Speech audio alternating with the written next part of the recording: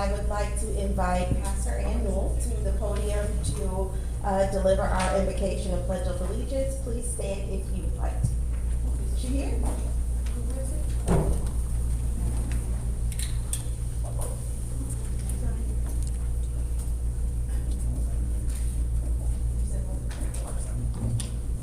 She's not.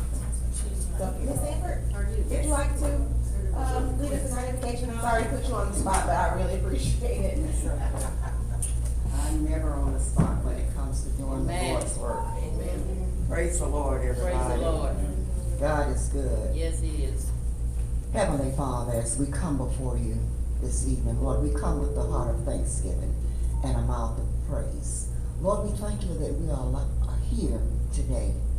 And Lord, help us to do those things that's pleasing in your sight. Yes, Lord. In the name of Jesus. In the name of Jesus. God, help us to realize it's not about us, but it's all about you. In the name of Jesus. And Lord, Heavenly Father, I ask that you bless the Board of Aldermen, bless the mayor, God, the police force, the firefighters, God.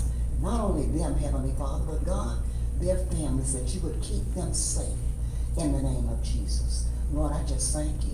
And I praise you, Heavenly Father, that this meeting go according to your will. Yes. In the name of Jesus, I In the pray name and of thank you. Amen. Amen.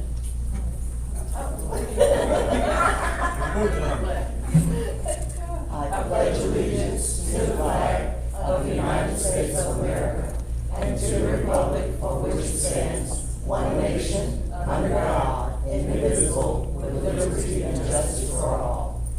Thank you so much, Ms. Sanford. You're welcome, baby. All right, we will now move on to agenda item 3. And before we move on, I'd like to make sure that you guys at least put your phones on silent or vibrate, and please keep all sidebar conversations to an absolute minimum. Are there any additions or deletions to the agenda? Hearing none, I will now call for a motion to approve it. Alderman Laxman? Mayor, I make a motion that we approve the agenda. Alderwoman Thompson? I second. Any discussion? All in favor? Aye. Any opposed? All right, we will approve this, call for a motion to approve this long of consent items. All right, y'all, here we go. Draft minutes, July 24th, 2023 work session, draft minutes of August 14th, 2023 regular meeting, March 25th, 2019 closed session minutes, February 24th, 2020 closed session minutes, July 13th, August 10th, January 25th, 2021, all closed session minutes, February 22nd, March 28th, March 22nd, and April 12th, 2021 closed session minutes. Oh, Alderwoman Cooper. So approved. Mayor Pro Tem. Any discussion? All in favor? Second. Wait, I need a discussion on this. okay, it's all, turn your lights up. Yes, everybody's lights up. Yeah, I wanted to ask, is the attorney on? Yes. Not yet? So I'm sorry, I didn't let you guys know at the beginning of the meeting, he has a family situation that he had to attend to, but he does have a Zoom link, and so he should be on. Maybe he's having some technical difficulties, but he did call this morning. All right, so we're expecting him to be on later? Yes. Okay, He so, should be on now. Mayor, is it okay to move the consent items later until I can clarify that he's reviewed what's going on in consent items first? That's okay with the board? I will withdraw my motion until, later. And if he jumps on, we'll move back to it and get approval. Is that okay with everyone? Thank you. All right. So we will table the approval of the consent items until we get the attorney online. Lights. No. All right, now we'll move on to public comments. Ms. Seaver, would you like to please come back to the podium to discuss everything?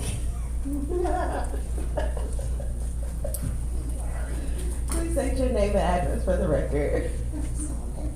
Yes, My ma'am. name is Betty Sanford. I'm an American citizen. I live here in Spring Lake, and my address is 104 Wapiti Drive, right here in Spring Lake. They've been here for quite a while. And some of the board I know, because you've been by the house. Some I don't know because you haven't been by. And I'd like to see you in my community. All of you. Whether you come to my house or not, I want to see you in the community. What I have to discuss tonight is, now I know Ms. Cooper. We have worked together. We've ridden around in the community together. And there was one incident where she took me where there was a lot of trash all in the road. It was in a community. And the trash was just piled up.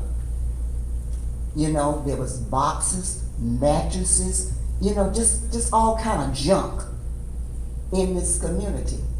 And she was saying, Ms. Sanford, this needs to, and she was right, it needs to be cleaned up.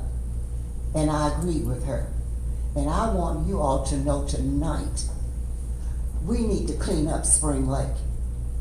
We need to clean up that mess that we see every morning when we go. When I take my great-granddaughter just to the bus stop, right at the light, right across the street, is trash. That needs to be picked up. It needs to be removed. We're not a trash dump. And that trash needs to be removed. The other thing is, we need to mow the grass where it says Deerfield, where the flowers grow. That needs to be mowed. We shouldn't be living that way. The other thing is, these cars that's piled up here and there, you can only drive one car out the driveway. And we need to get some stability, and we need to get it in a hurry because there's too many cars in the driveways and nobody's driving them. The next thing is the houses. You got grass growing up almost to the roof of the house, and people actually live in those houses, and nothing is being done about it. Nothing. And that's ridiculous. We got homes, we got trailers that people live in. And it's a shame to rent a trailer to somebody for $400 and everything is kind of on the floor. That's what we have going on in the community, and we need to do something about it. We don't do things like that. When we try to help these women and men that are abused, there are men that are abused too. Ms. Sanford, that's your time. Yeah, but I got something else I want to say, okay? 3 minutes. Okay, my 3 minutes is just about up. They are. And I want to know the other thing about the town manager. When are we going to get a town manager? A Ms. full-time town Ms. manager, Sanford, I have posted to be and fair. qualified. I have to be fair. Am I the only one? Only one. No, your time is up. Am I the only one? Oh, yes, ma'am. Okay, I'm gonna take it for somebody else, is that okay? You cannot do that, Ms. Sanford. I'm sorry. We have to be fair to everybody, and these are the rules. It is. They are. I want to see y'all when this is over, okay? Yes, ma'am. I want to see every last one of you when this is over, Yes, ma'am. all right? Okay. Thank you. Chief, well, you heard that, right? I want to see him when this is over. You heard what I said? All right. So don't nobody leave us till I Okay. Well, perfect timing for our next presentation, 7A, our Alliance Code Enforcement, Mr. Brandon Emery. Couldn't ask for a better lead-in than that. So my name is Brandon Emery. I'm the president of Alliance Code Enforcement. We are a private code enforcement company that services municipalities throughout North Carolina. We're in almost 30 municipalities, including Spring Lake. Welcome. Thank you. So we started here mid-July. The report that we put together was done on August 21st, so it's about a month and a half worth of data. The main thing that we've done is within this first month that we've been here, we've opened up 40 cases. We're here working about several days a week, and we've been able to open up 40 cases. Out of those 40 cases, 19 have already abated. So within that month and a half, we've abated 19 properties. Mr. Emery, can I stop for one second? Yes. Can you let people know what kind of case? I'm going to, yes, ma'am, yeah. So, And can you also tell them what abatement means? yes, I will. I'll break it down. I'll give you the overview, and then we'll get into some detail on it, okay? So what we do is, if you look at this report, you'll see three different things. The first thing you'll see is an address to the left. Then you'll see some abbreviations in the middle, and then you'll see some colors to the right, red and green. We like Christmas, but it really means open and abated. So abated means that it was out of compliance. It was a violation, and now has been brought into compliance. When you start looking at what some of these things are, you'll see OL, that stands for overgrown lot. MH stands for minimum housing. JV stands for junk vehicle. That's going to encompass your junk vehicles, your nuisance vehicles, and your abandoned vehicles. And ZN stands for zoning violation. So when you start breaking those down and you start looking at what we're doing, out of those 19 cases that we've abated, 7 of those properties were overgrown lots and got turned over to the town for abatement. So what that means is, out of the 24 cases that we opened up for overgrown lots, 7 of those went to the town. The remaining of those that were abated by the property owners. Our primary goal is to help educate the citizens, the individuals who own properties here or live in properties here in town, and make sure they understand that there's a certain standard that they are supposed to be in, because it doesn't just affect them, it affects their neighbors, it affects people who are passing through and people who see it. So our goal is to ensure that there's accountability for the individuals who live there and who reside there, that they know we have to take care of the property. We've ridden through, we've seen a lot. Out of the 40 cases that we opened, 3 are minimum housing, 4 are open storage or junk pile, 12 are junk or nuisance vehicles, 24 overgrown lots, and we've had 2 zoning violations. There's a lot out there. There's no question there's a lot. We've got to start somewhere. We are very proactive. The council, you all have been very supportive of us. The mayor has really spearheaded. Patricia has been absolutely amazing to work with. We never have to wonder where we need to go or what we need to do. She's always got something to tell us to say, hey, I need you to go do that. But aside from that, we've also had the ability to self-initiate. We've also been able to go in. So if we get a complaint somewhere, we say, hey, there's an issue here at 123 Cherry Street. We're not just checking 123 Cherry Street. We're checking all up and down Cherry Street, because we're not just going to put that one individual in violation. We definitely see all the issues that you stated. What I'd like to do is have you call me tomorrow so we can discuss these exact locations, and we'll make sure when my inspector's here, we'll go ahead and open a case on those and address those issues. Our goal is to get it cleaned up and to be basically the point of the spear for you all. You all know that it's an issue, you hear your community and you understand it, and luckily you brought us on to try to help make a difference on that. We are excited to be here. I've got an inspector that works for me, Derek May. He was unable to be here tonight because apparently today is the day of family emergencies, and he had one himself. But you will definitely see him in the future if you've not met him yet.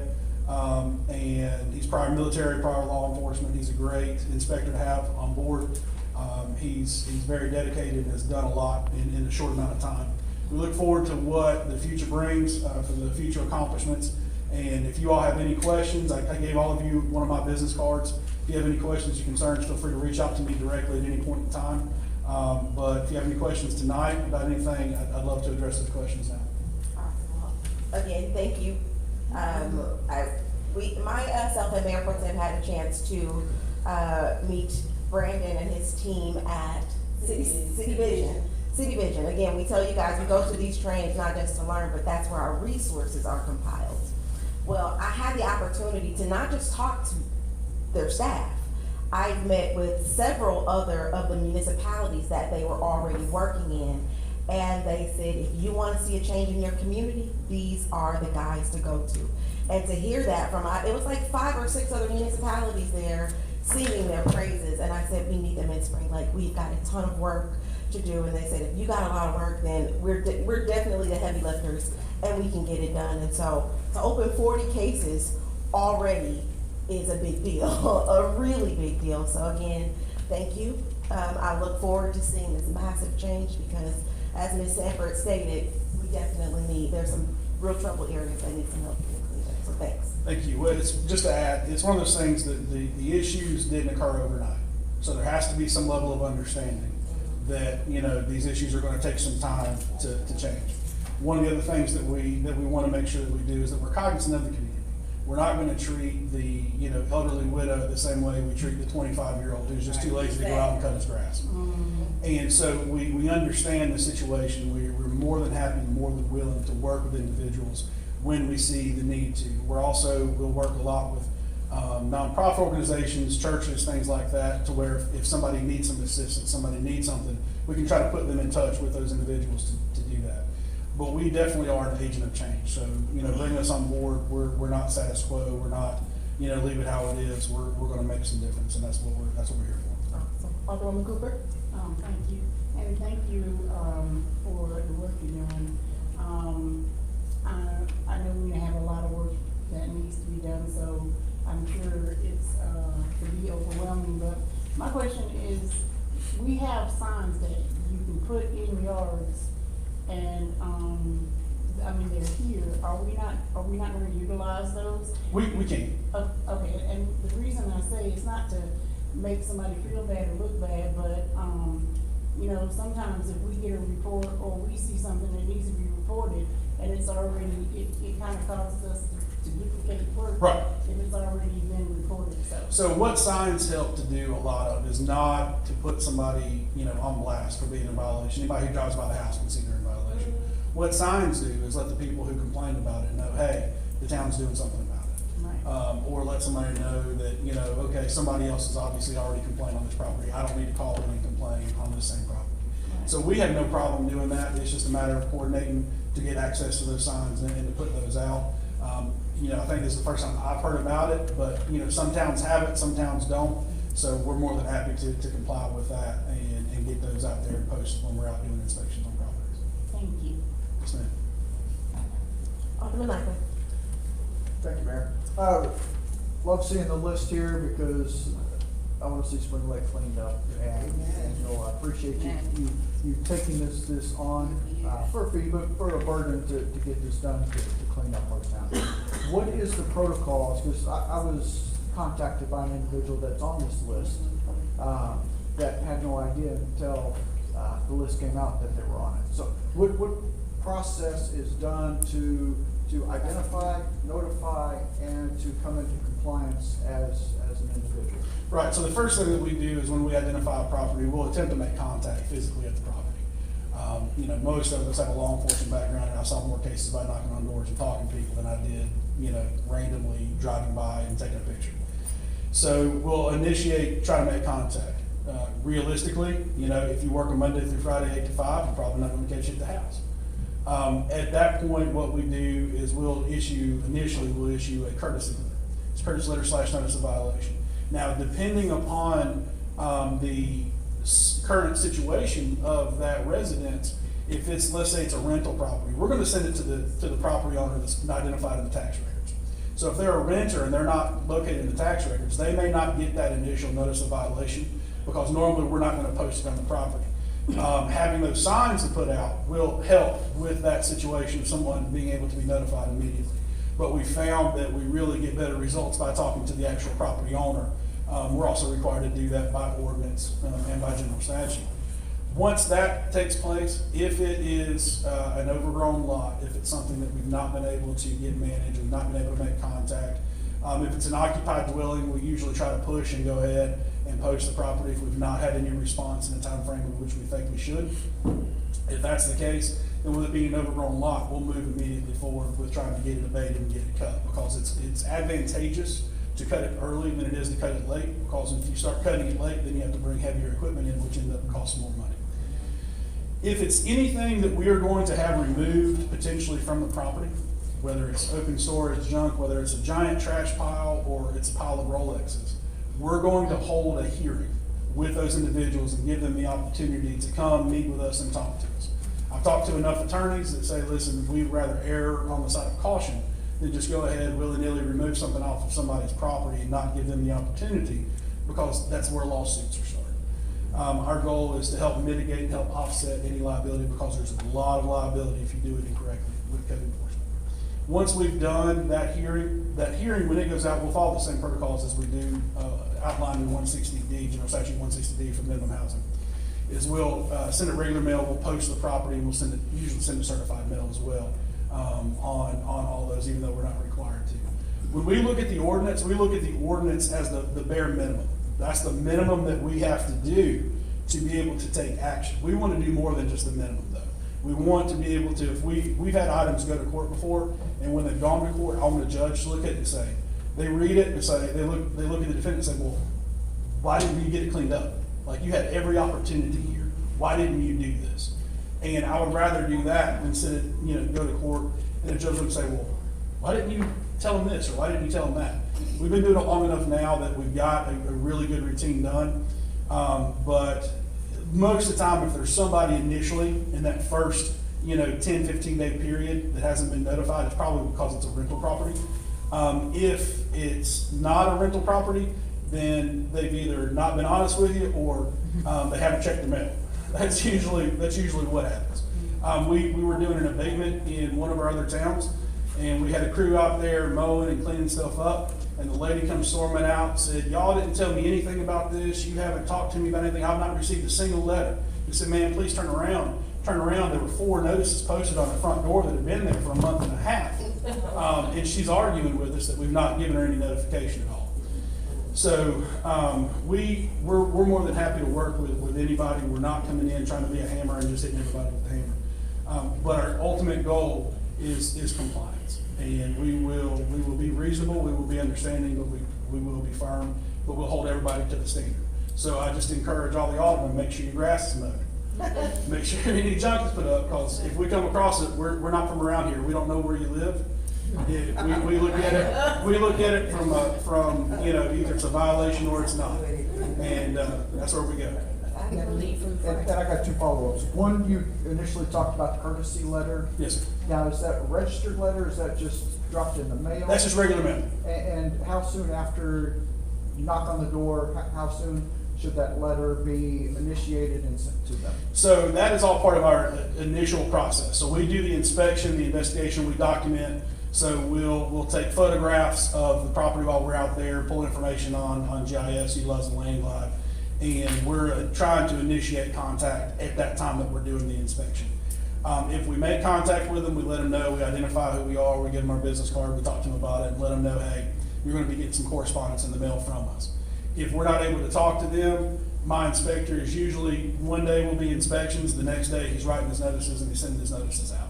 So, from the time we do the inspection to the time you receive it, it should be just a couple days, depending on where we mail it from. If we're local and we mail it here, it'll just take however long it processes to the post office. If we're somewhere else and we write it and mail it, it may take a little bit longer. Okay. But we try to be understanding with the time frame on when we do it. We're not going to write a notice of violation on Friday of last week, send it on Friday of next week, but have it dated for last week and only give you 7 days to get it taken care of. We're going to outline what your ordinance states and the time frames, or potentially just a little bit over that, just so we can have that. Normally, when we're sending notice of violations out, we're putting them between 12 and 14 days, depending on what the weather has been.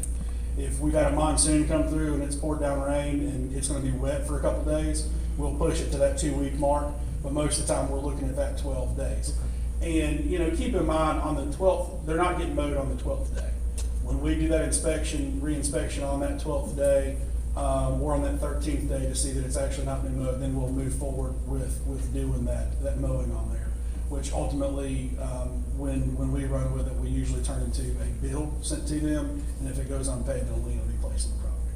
Fair enough. Thank you. Yes, sir. Are there any other questions from the board? Awesome, well, thank you so much for that Thank you, I presentation. appreciate it.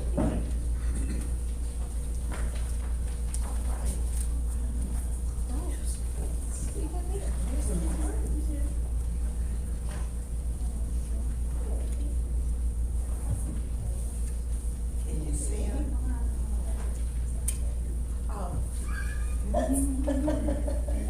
Okay. All right, well, now we have a special presentation. We wanted to do some citizen recognition. So we love to celebrate good things in Spring Lake. We love to recognize our citizens. And I highly encourage each and every one of you, any organizations, if something spectacular happens with one of our residents, let us know, because we want to showcase all the great things that come out of Spring Lake.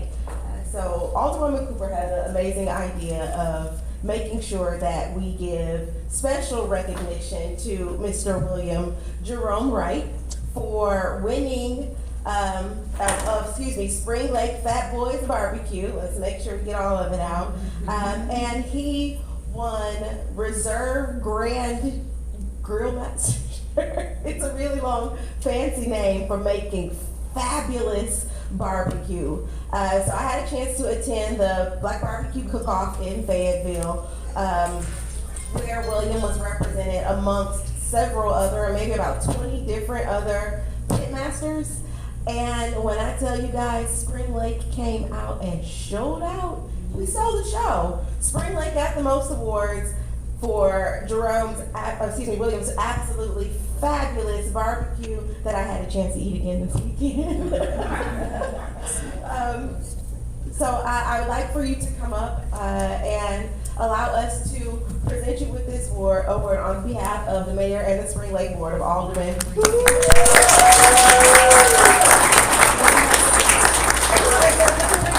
you'd like to say a few words, we'd be. Well, I think what she was saying was, I wanted, out of 20 teams, I came in second place. Oh, right. And I took home, reserve grand champion. Kind of missed it by about 20 points in person. Then it was Spring Lake, 1983. I've been here all my life, and it was an honor to represent Spring Lake. And, we're gonna try to do it again in November instead. Absolutely. So let us know how that turns out, and next time you come to the boardroom, you've got to bring samples. I will. So if we could, can we ask the board to come down and take some pictures with you?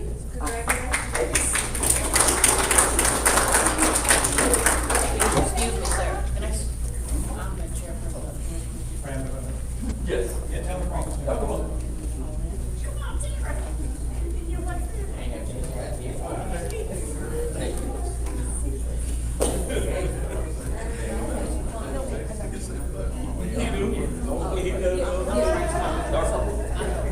You met me at Walmart, that's Yeah. Steve. The Oreo pie. Yes, he's So, there.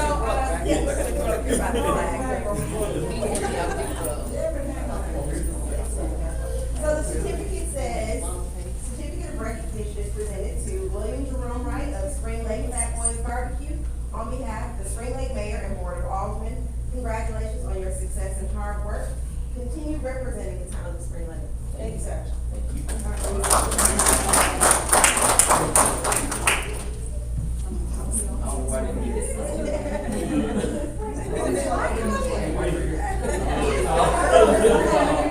I'm going to mess up.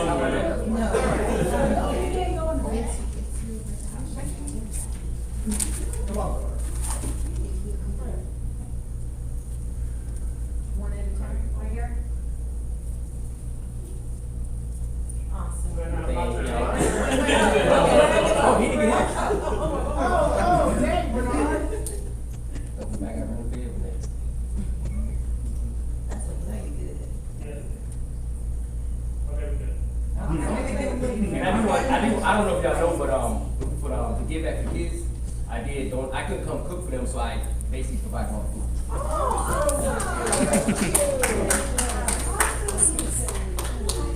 Oh yeah. Oh, I know. Thank you, sir. I got it right. Thank y'all.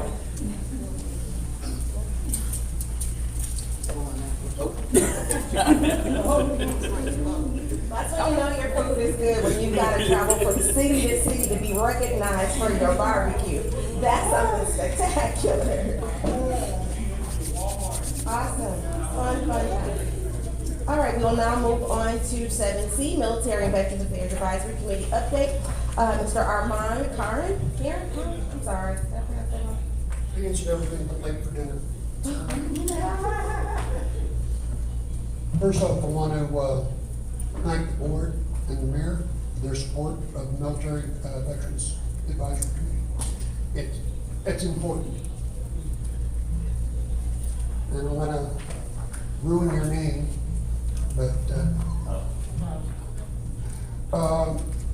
So what the Military Veterans Affairs Committee has come up with in the next, going on over a year, our plans, first off, are for the Veteran Service Day that we're gonna have, where we're getting veteran service officers to come in to help our veterans with any issues that they may have with the PACT Act, all the new stuff that before they were refused, or they may not even have known that they were eligible for. On that day, we're also having the director of the Sand Hills Cemetery come down to help with that.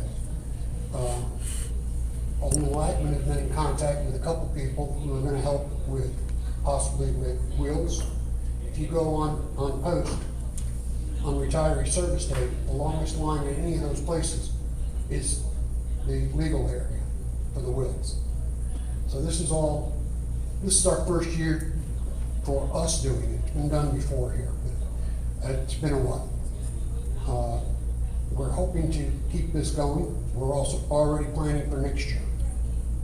I'm sorry. Can you, yeah. Thank you.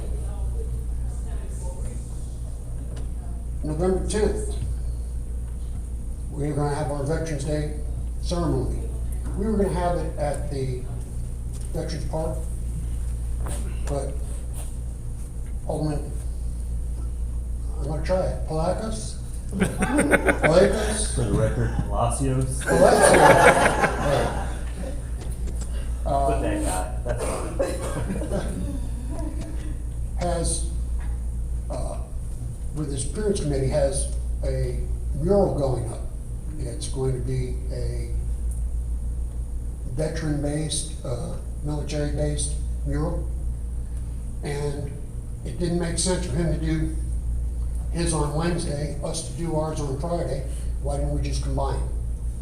So we're gonna combine this with the appearance committee, and it's going to be at the location on Spring and Main. Yep, that's right. Next, 24 May, we're already into next year. We're planning another Memorial Day ceremony down at the Veterans Park. We're just starting on that. It's gonna be pretty much the usual fare. We're gonna place a wreath, hopefully have some speakers. Mayor, you're always invited. And, we can let the board charge. We don't want them all speaking because we'll never get done. Our next big one though is on 14th of September of next year. We're planning a suicide prevention day. Part of the plan is a bike or car run. People will pay to take part in this, and all the proceeds of that will go to a suicide prevention program. As it stands now, the run is from here to Sanford, to Lillington, and then back. We're gonna have other events.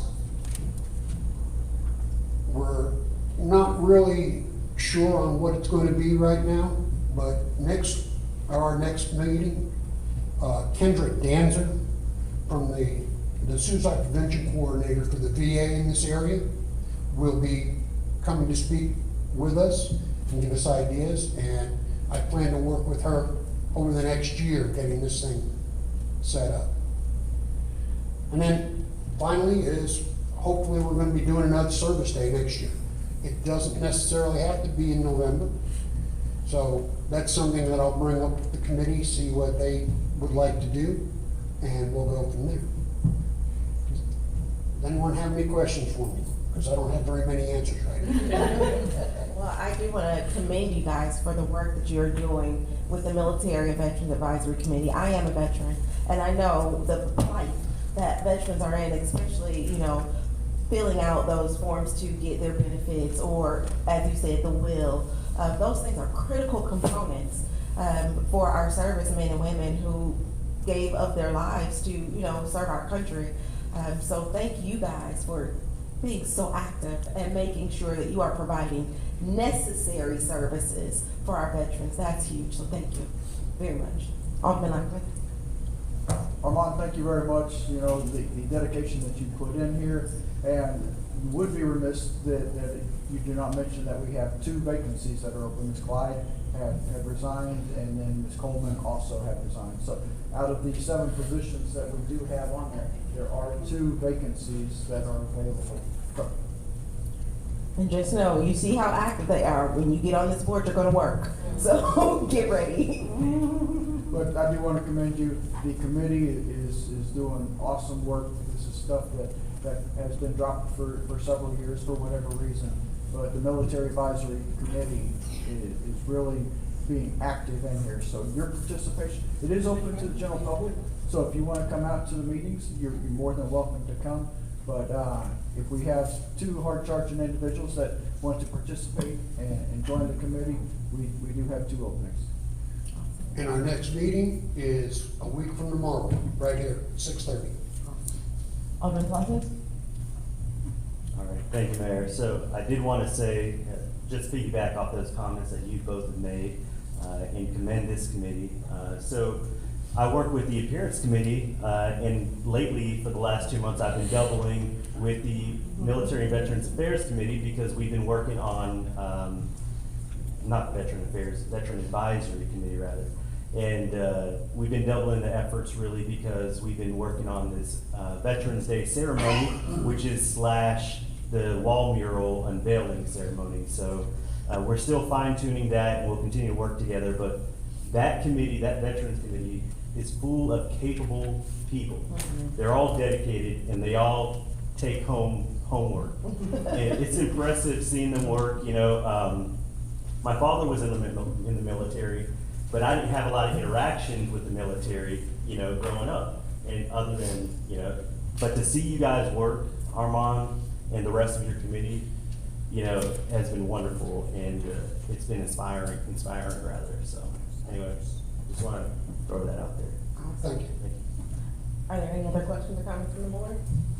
Thank you so much for that presentation. Thank you. Awesome. Yay, finance time.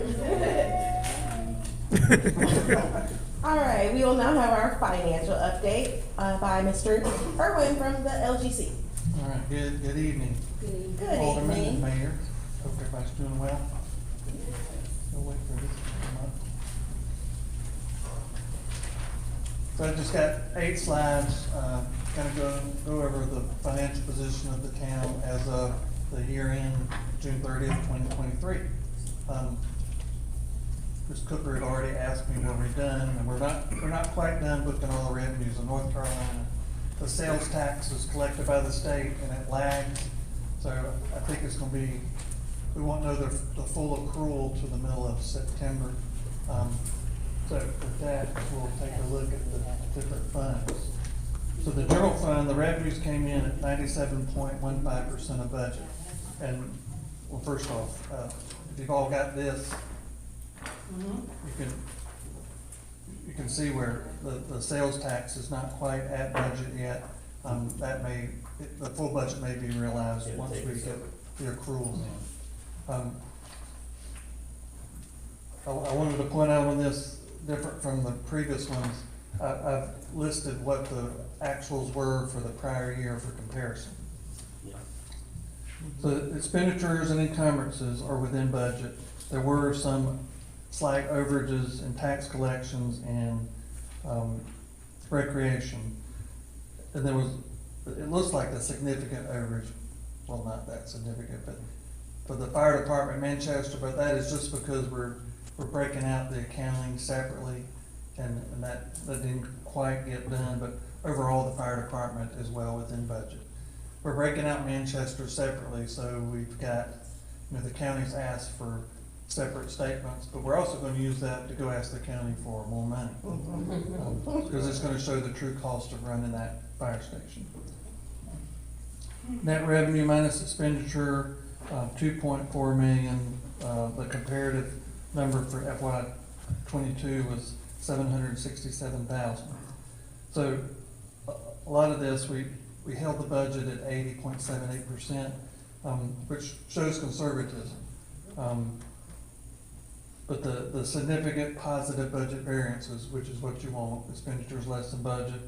Of course, we had a fund balance increase of $644,000.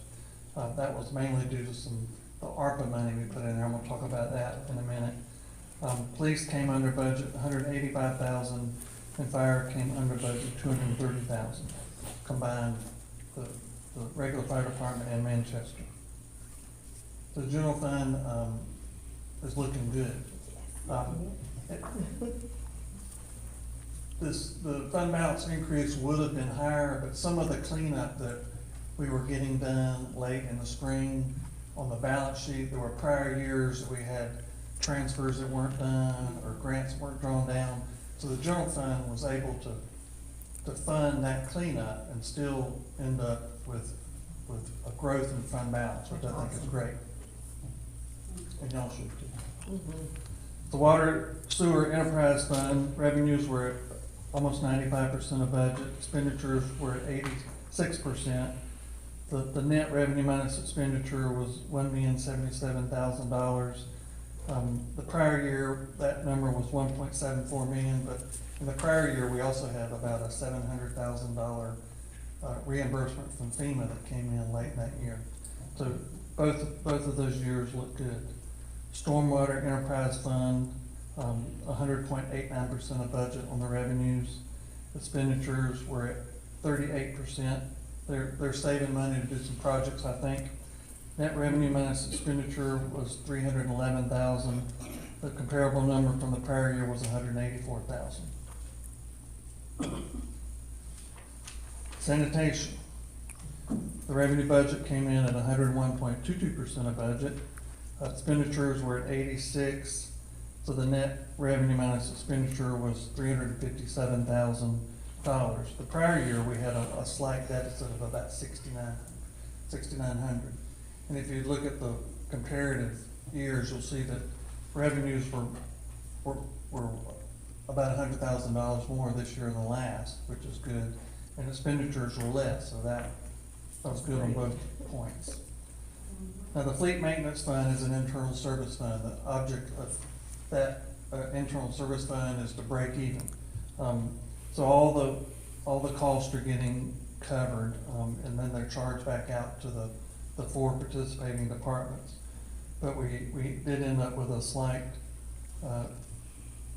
net revenue of expenditure of $13,000. It compares with the prior year of $18,000.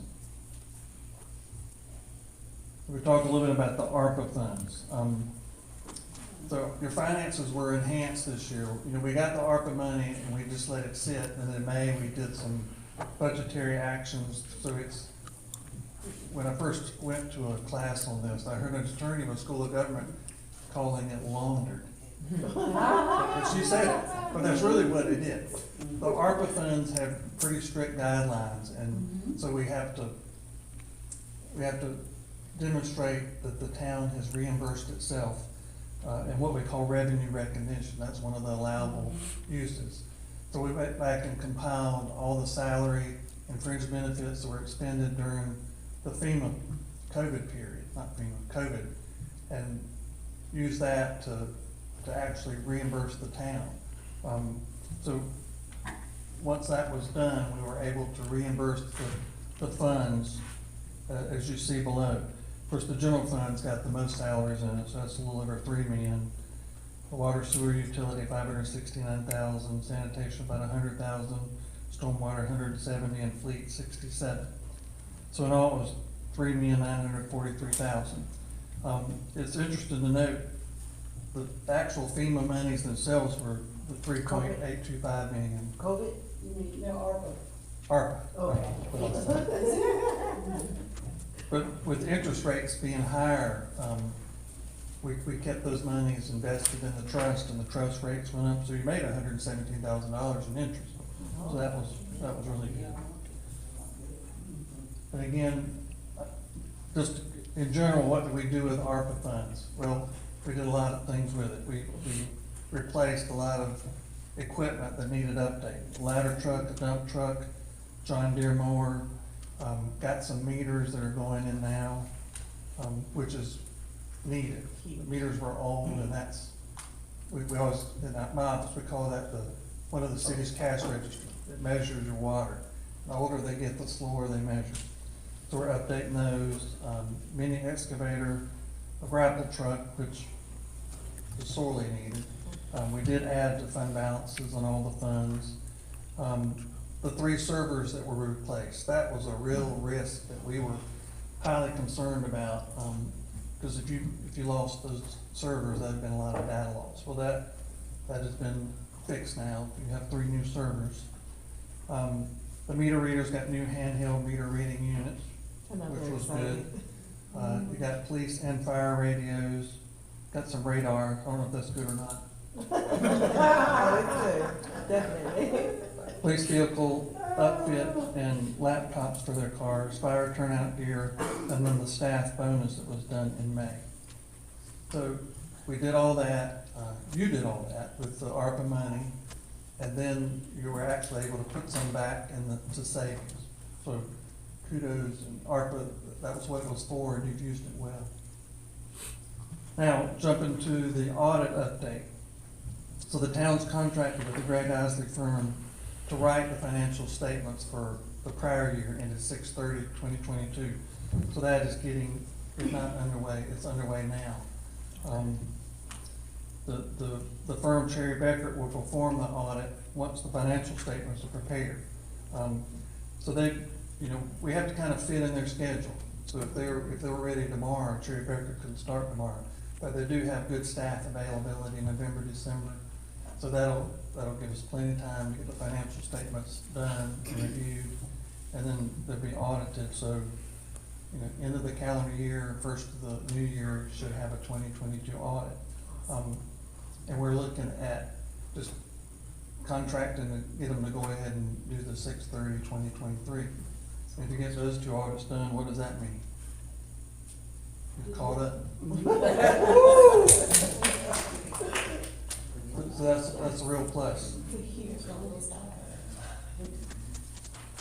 So my conclusion, so that the town finances continue to improve due to the improved processes and your budget discipline. Upcoming audits, they'll really be the best indicator of where the fiscal status of the town is now. So I want to thank the board and the town staff for your continued positive progress and your transparency. I apologize for getting this to you so late, but it's kind of busy last week. If you got any questions now or later, just feel free to contact me. Awesome. Great update. This is a really good feeling to, finally start coming out of the woods and exercising real discipline that we plan to carry through Spring Lake forever. We're going to ensure that we make sure this town does not go backwards. Financial policies are important. We're a municipality, but we're a business, and we can't take care of citizens if we're not taking care of the business of the town by being fiscally responsible. So again, I can't commend the staff enough for their discipline, the board for their commitment. Special thanks to the audit committee for being extremely meticulous in going through that budget. And the biggest thanks to the LGC and our finance staff. You guys came in and really turned things around in the midst of training us on how to do things properly. So much appreciated. And we thank you for listening. Sometimes the boards don't, but you have listened and you've learned, and it's been a good relationship. Alderwoman Cooper. Thank you, Mayor. I want to thank you and the LGC. We've learned so much, and I hope other towns will listen and take the time to learn. I know everybody won't, but I hope other towns do listen and take the time to learn how to manage funds properly for their municipality, their county, whatever, what have you. I also want to thank the board and town staff, including Mr. Williams, who has been pulled in a million directions through all of this, and we threw him in there for a little bit of time. He's held it together, and I'm so appreciative of all the staff, all the board, the audit committee, the LGC, just everybody who has helped us to get here. You know, it's been a struggle, and I'm so grateful for everything you all done. So thank you. Alderman Lockwood? David, can you, go back a couple slides and stop right there?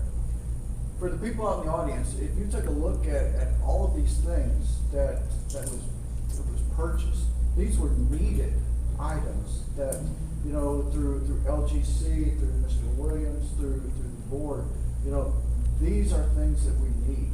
You know, you can look at that fire truck, that ladder truck, you know, kudos to Mr. Williams for getting that's gonna set us up for the next 18 years. So instead of using what we have till the wheels fall off, he was able to come up with something that sets us up to keep our rating at 2 on there. So for you as a homeowner, you know, that is crucial. You look at these mowers, you know, the different things that were needed through here. Police got some equipment there so that they've got that. Our firefighters got equipment so that when they run into danger, that, you know, they're protected. So look, just take a look at all those items that are up there. And so this is what LGC, the board, the town staff has done. Deborah Mack, I didn't hear her name listed once, but, you know, thanks to Deborah Mack on there. So yes, we appreciated the guidance and everything that you gave us, and watch us, because, you know, we're set up for success. Thank you. And a lot of the things that you replaced, you're gonna save a lot on repair bills. They were enormous. Alderman Fontaine? Truck. All right. Deborah Mack's favorite. Thank you, Mayor. So, you know, after review of this report earlier today and reflection over the last several reports we've been receiving, I felt compelled to write a note that I wanted to share tonight. Over the last 2 to 5 years, Spring Lake has been headed off a cliff financially. Our town staff morale dwindled and our citizens grew frustrated. We were headed towards possible insolvency in more ways than one. Today, however, I am grateful for the state takeover that has propelled us on a quite healthy trajectory. I am grateful for the LGC staff who have stepped in to enforce compliance and offer guidance, who have endorsed strong habits and given blessings on several active Spring Lake projects. I appreciate our town staff who have elevated their knowledge and abilities, who have towed the line, caught the vision, and who have learned new ways to do their job and account for town money and assets in a way that is a betterment to our town and citizens. Employees our town can be proud of. To our contracted staff who have created strong habits and dealt with our frustrations, but whose guidance has been respected and credible. I feel blessed for my fellow board members who have taken this challenge head on. This board, who is still motivated to ensure things are done the right way, seek education, mentors, learn from other elected officials, and still meet several times a week for town business to ensure the ship is steady. And finally, I'm indebted to the service of our interim town manager, Jason Williams, who has been the most creative, action-oriented, and efficient person I've had the pleasure of working with. Your ability to be adaptable at such a crucial moment in our town's history has not gone ignored. Thank you, Mayor.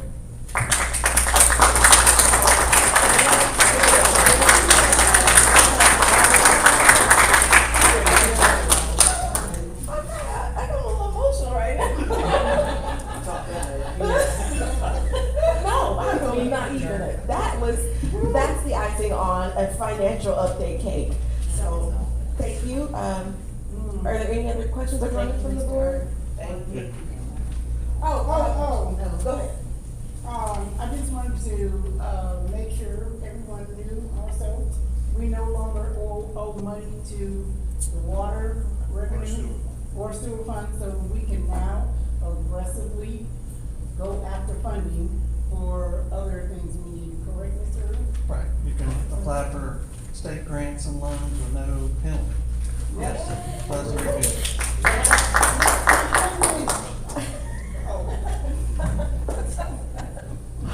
So But you know that the studies are going on now that'll be the kind of the blueprint for where you should go. Because right now, I mean, they asked me the other day, said, well, the DEQ has a fall application and it's too early for y'all to apply for anything because we don't know what the answer is.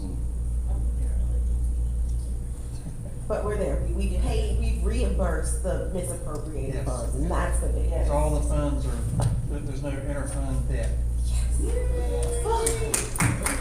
Thank you. Thank you so much, Mr. Irwin. We really appreciate it. Yay, we got another good report card. Yes. And just so the citizens are aware, for the things that were purchased, the board, we can make recommendations, but that wasn't something that we had to vote on. We have a manager in place that took care of all of this. The staff had input, so it wasn't anything that we had to officially vote on, just so we're completely to approve. LGC, of course, LGC has to vote to approve everything that we purchased, so. Everything was approved through the LGC, as you just heard from Mr. Irwin. So, awesome. We will now move on to agenda item 8B, our special events permit for First Friday on May. Chief Spellman.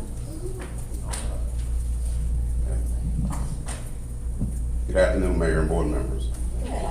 The Special Event Advisory Committee received an application from the Greater Sand Hills to host the First Friday, September 1st from 6 to 9 p.m. On August the 14th, the committee met and discussed this First Friday event. It was a consensus from the committee to move forward and bring this to the Board of Aldermen for approval.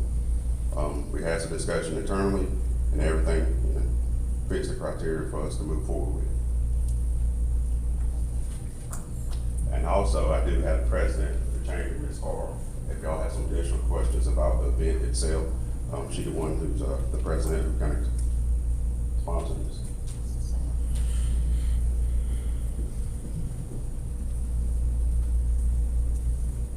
Thank you, Chief Spellman. Good evening. I believe it was 15 months ago that I came before you for the first time to talk about the Greater Sand Hills Chamber. And one of the things that was very important to the board at the time was to create an environment for people to get excited about commerce in the city, for businesses to feel supported, and to create an environment for growth. There are multiple arms to economic development that work together. It has been a lot of slow growth, but the board of the chamber has been working very closely with business. Some of the things that we've done over the last year include our Chamber Business Academy that teaches business skills so that we can fortify and retain the businesses that we have.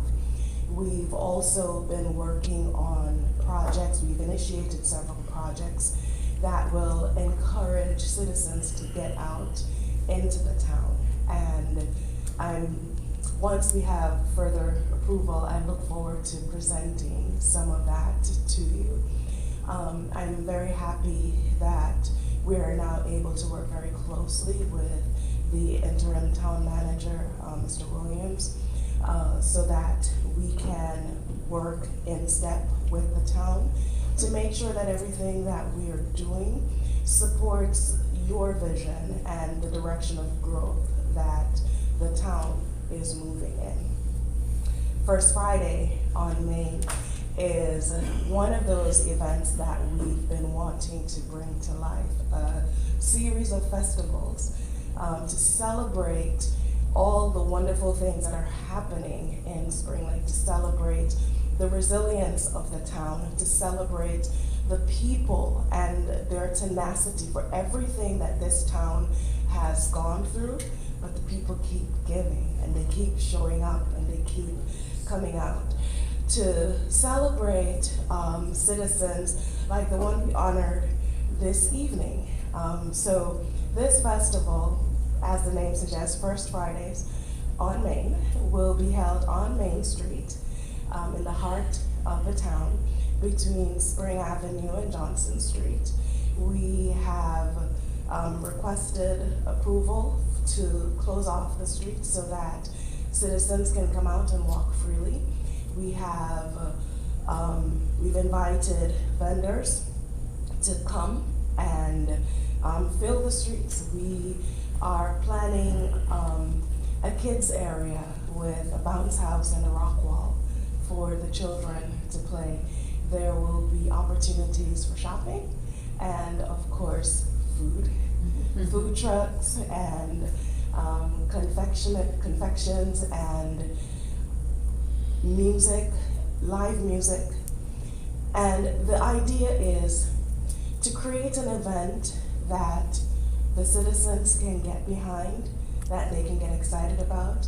The children who are just starting school today, my two little ones are here with me, just starting school today, they can come out and celebrate. So, you know, all the fantastic things that they're looking forward to for the new school year. And we will continue this through the fall. And so we are requesting the permits to be able to do this, as Chief Spellman has already stated. We've been working closely with the Special Events Committee to make sure that everything that is required is prepared and provided, and I believe that we've done that. You should have all of that in your packets, and we're just awaiting your approval so that we can go ahead and just continue to do the work that we made a commitment to you that we would do, which is to create opportunities both for the community and for business to come together and to continue to raise up the town. Thank you. I am super excited about this. We wanted to do this before, but through the wisdom and guidance of the LGC, they said not yet, and they were absolutely right. So thanks for that. But we're now in a position to where we can. This is still at no expense to the town. So it's phenomenal that we have a chamber that's strong enough to do something like this for our community. I know that's one of the main things that I've heard since I've been in this position, is give us something to do. Give us something to do. We don't have a movie theater or a bowling alley, and we won't have those things for, you know, a little while until we get to that place. But what we can do is come together in the heart of our community and celebrate each other. So thank you for even taking this on and putting this together for our citizens, because they are super excited about, you know, being able to come together. Is there any questions or comments from the board? If not, I will entertain a motion to approve the special events permit. Alderwoman Thompson? I make a motion to approve the special events permit. Mayor Pro Tem? Any discussion? Alderman Lockman? Mayor, thank you. I've had the ability to talk to a few people in regards to this. I had a letter that was written to me that I was asked to read before you. And this says, to the elected officials and staff of the town of Spring Lake. My name is Sandra Napier. I'm the temporary manager of the Beatitude House located at 102 North Main Street. The Beatitude House is a nonprofit store that operates under the new South River Baptist Association.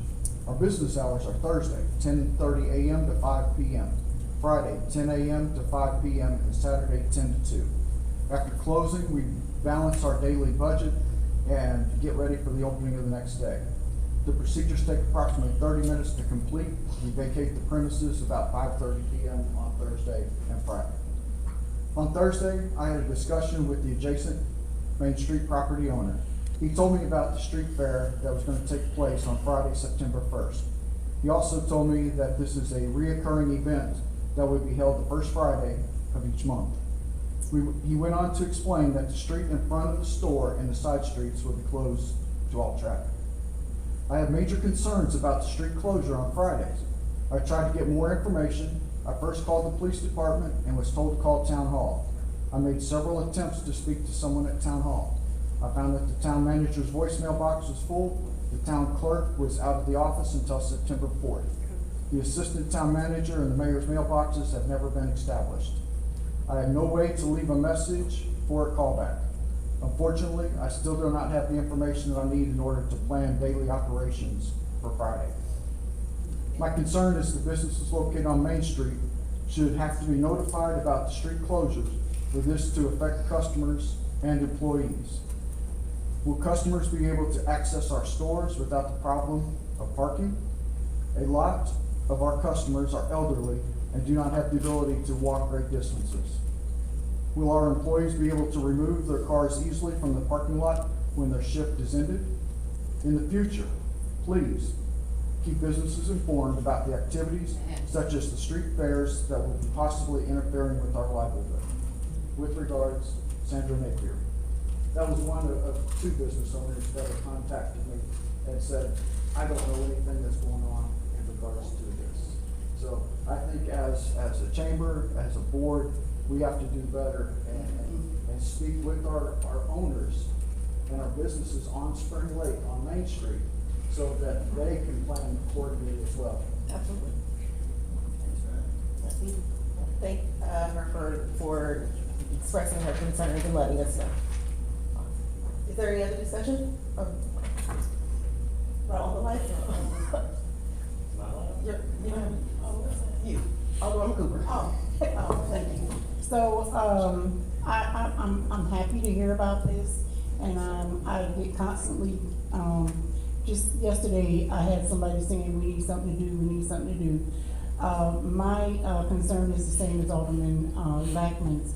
So I would ask that for future reference, we have something that is submitted where we know how people were notified and when they were notified, so that we can say, we know they were notified. I see that in a lot of the packets that a lot of towns have. So I think going forward, we just need to make sure the people who need to be notified are notified in a timely manner.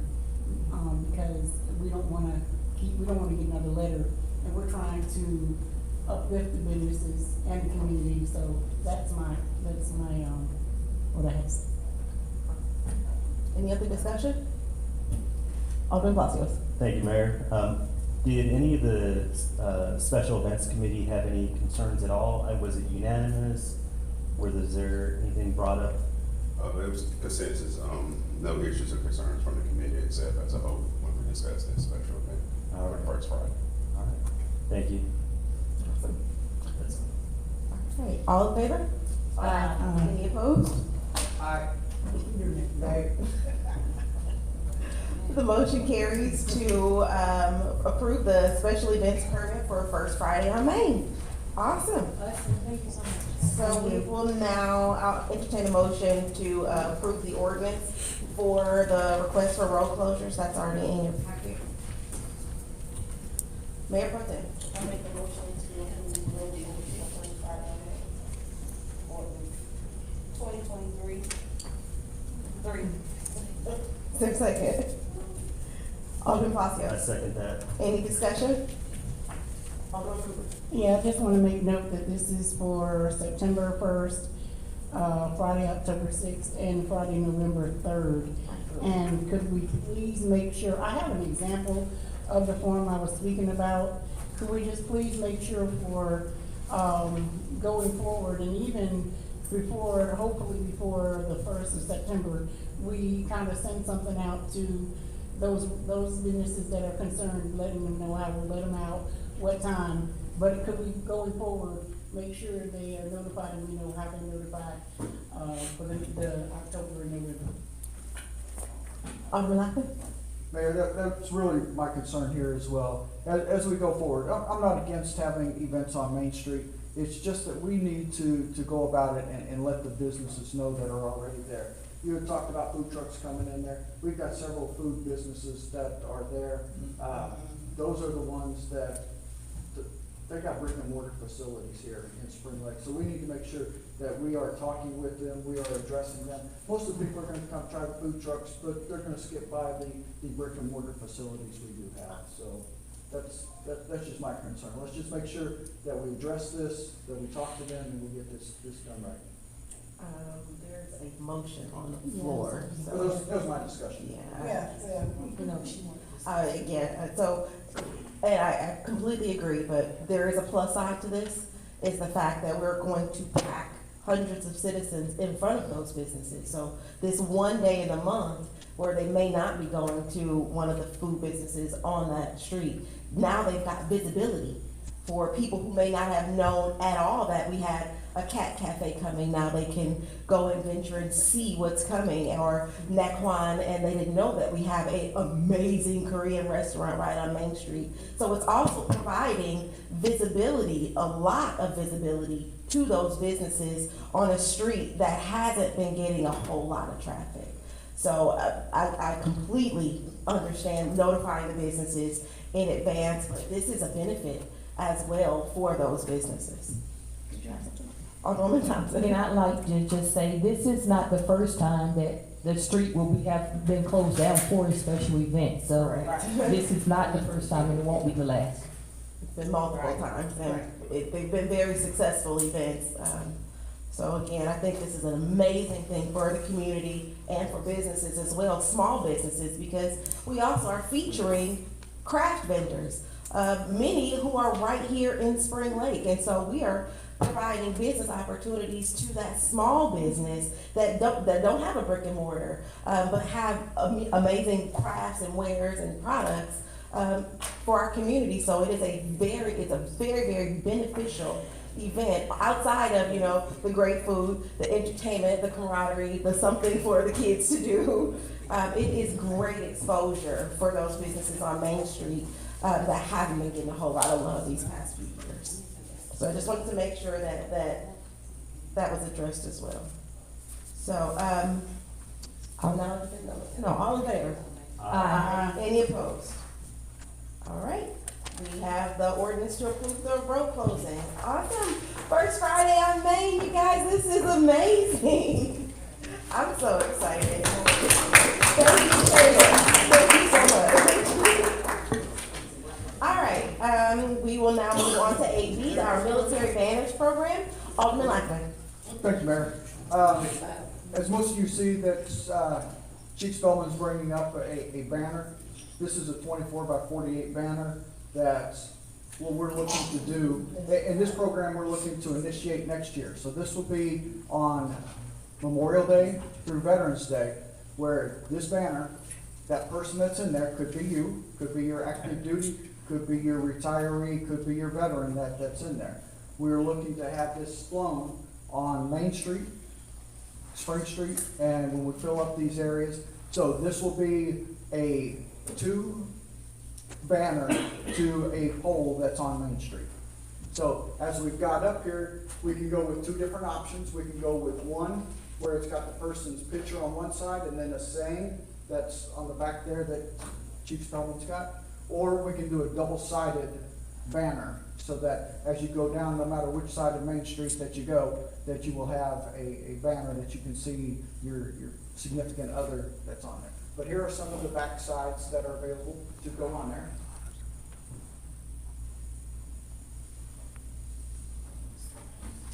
And our poles don't necessarily look like this down Main Street, but here's what a double-sided pole would look like as you go down there.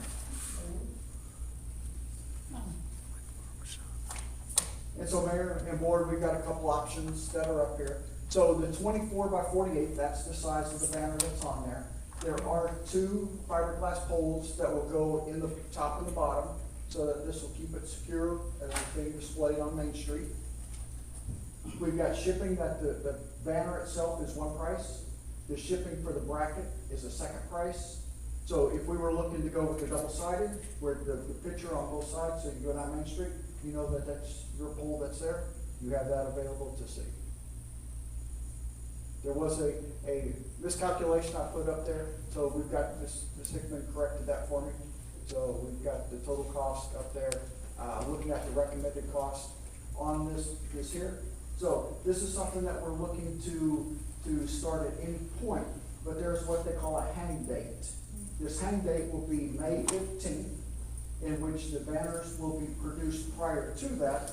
So they get those to the town, so that the streets department can go out there, put up the brackets, get the banners put up there on display for the people. It is kept all the way through Veterans Day.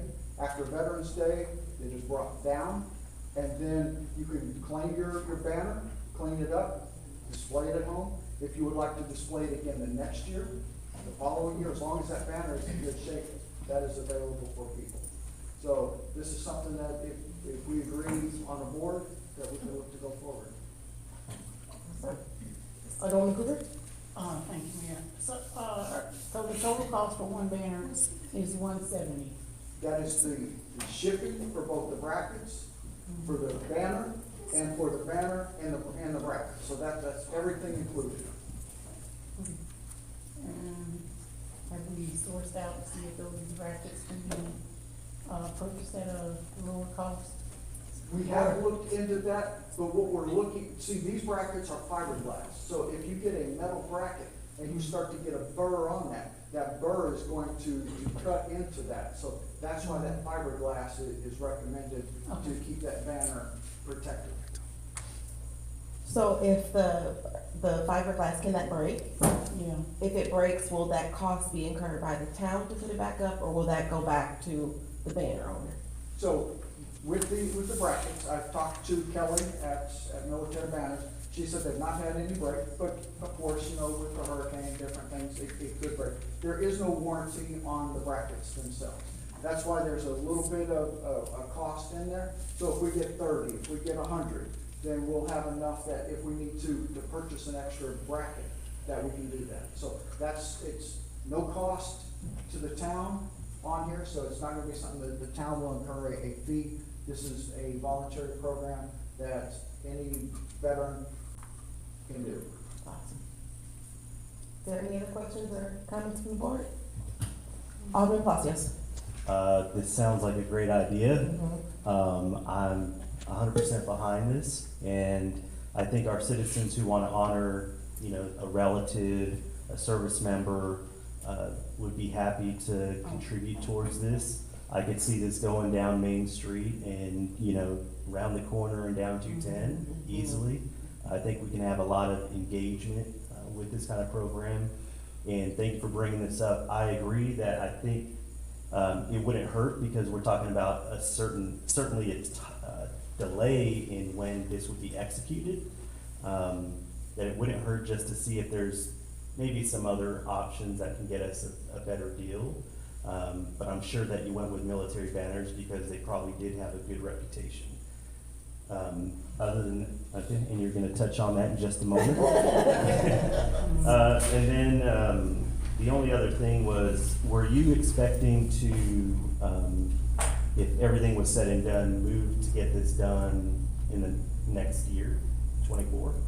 Yes. So Ms. Hickman, bless her heart, she went through and called around different places, and the banner itself, just the banner, not the brackets, was over $200. $250. Wow. So this was the better cost of the ones that we were looking at. They do have a time frame, January 1st through March 1st is their slow period. So that's when we would look to get these in, so the individual would come in and see Ms. Hickman. They would have a nice photograph. This company does have the ability to enhance photographs, so if it's an older one, that it could look a lot newer and more better. So we are looking to kick this off really the week before Memorial Day, so that we've got these flying from Memorial Day through Veterans Day of 2024, so next year. Yeah. Banner's doing a great job. Banner's doing great. He's saying So if somebody came in tomorrow to see Ms. Hickman and says, I want to do this, it's not something that's going to be on the polls until May. Okay, all right, thank you for that. Then we'd also need to update our fee schedule, is that correct? Okay, and, let me think, what else?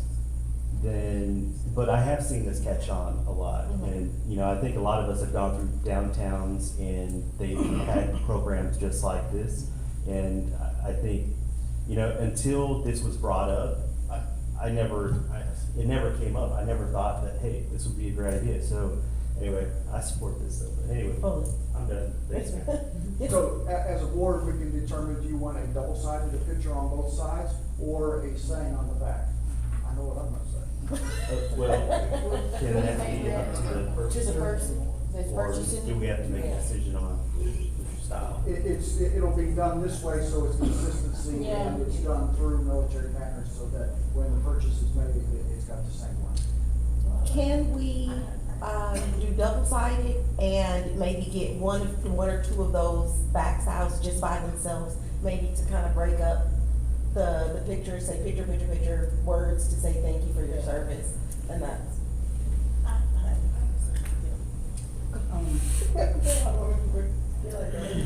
So, I like the idea of pictures on both sides, but I like the idea of maybe we could get, people to sponsor some that say, have the words, or maybe we can get approval to purchase some, if, Mr. Irwin allows us to. But also, we have a lot of people who are from here, a lot of former veterans, and I think the ability to do it online would be a big deal. Somebody who's from here has served but no longer lives here, or even their family member served and lived here, they may want to do something. So I hope we can make it so we can do it online and have it available for those people as well. That's a great idea. So sponsorship is available. Okay. Someone can do a sponsor for them, that will be on the site that can be done. I just think that if we do one, we should keep it consistent as it goes through there. Whether you're going up Main Street, see your picture, and then come back, see the words, I think it just looks better if you see that person, you're like, that's me. Mayor Martha? I just wanna make sure I understand. Okay, so the community is purchasing this, right? Correct. I think if the community is purchasing, it should be their choice of how they want it posted. Because, it's a lot of money, and eventually it's gonna be their picture once it's flown for 30 days. So will they have a choice to say if they want double side or just one side? Or is it gonna be that it's gonna be this way and the other way? I'm just trying to get a clear understanding. So, when we talked with Kelly on there, this will be a town program that is done, and for consistency purposes, keeping it the same allows the less errors to be done, and it flows better when you go through town and see the same, instead of picture, words, picture. So, it would be done as one purchase. Okay, but I think it should be in the hands of the customer since they're purchasing it. Because if you go to a museum, nothing's the same. It's all different, but I kinda understand where you're coming from. Just me personally, if I'm paying something out of my pocket, I want it how I would like it. But I understand what you're saying. That's right. And that's all. My only suggestion is that, once we fill up Main Street, that we take it down Ruth as well. I think that would be a beautiful entry, right by the Veterans Park, making sure we tackle Ruth Street too. Before we go out to Rag Boulevard where everybody's speeding and we don't want distractions. They're not speeding, no. I know, I see the reports, right?